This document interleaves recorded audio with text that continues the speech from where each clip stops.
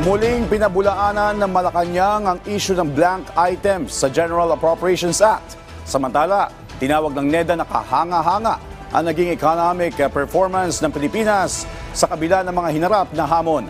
Ang detalye sa Balitang Pambansa ni Kenneth Pasyente ng PTV Manila. Alisin natin sa consciousness ninyo na kami may kinalaman sa mga blank pages na sinasabi ninyo, no?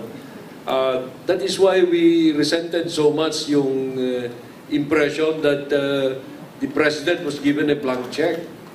Wala kaming kinalaman doon sa internal sa Congress yun.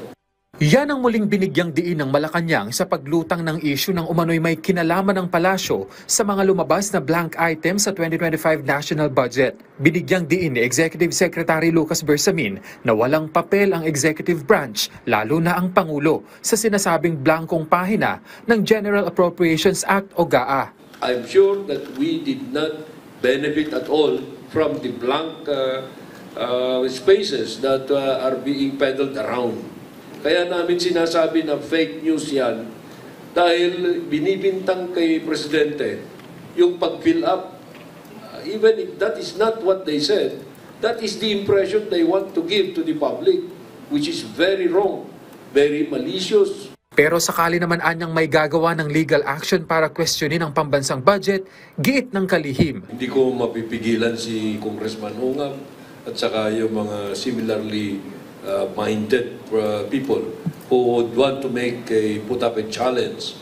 Ang problema natin dyan is hindi kami ang mananagot dyan kung meron mang pagkukulang sa bagay na yan dahil BICAM report yan. Wala kaming kinalaman sa BICAM report. Ang may kinalaman lang kami yung finished product na pinapirmahan sa Presidente.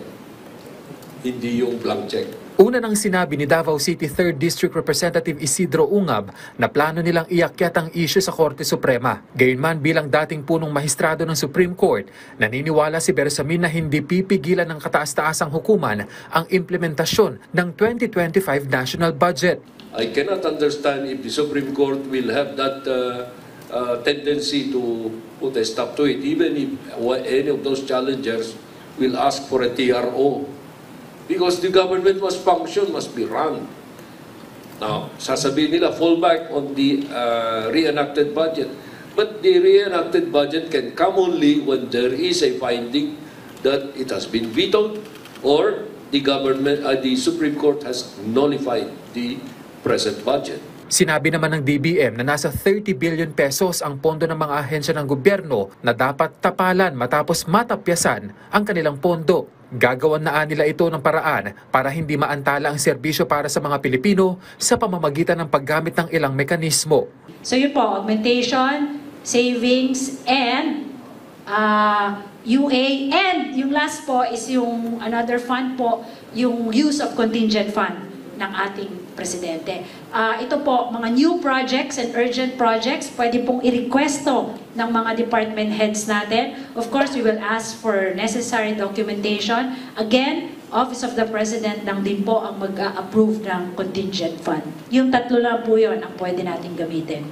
Samantala sa harap ng mga hamong kinaharap ng bansa, muli namang binigyang diin ng NEDA na nananatiling impressive ang economic performance ng bansa.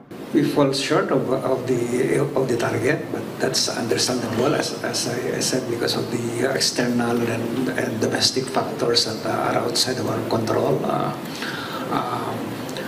But nonetheless, the performance of the economy was still quite impressive compared to our neighbors in the entire Asia. We still are second, third among the major emerging economies in Asia as top performer. Isinagawa ngayong araw ang 2025 Budget Execution Workshop na naglalayong maging plataporma ng mga ahensya upang mapag-usapan ang tamang paggamit ng kani-kanilang pondo, batay na rin sa direktiba ni Pangulong Marcos Jr. Mula PTV Manila, Kenneth Pasyente, Balitang Pambansa.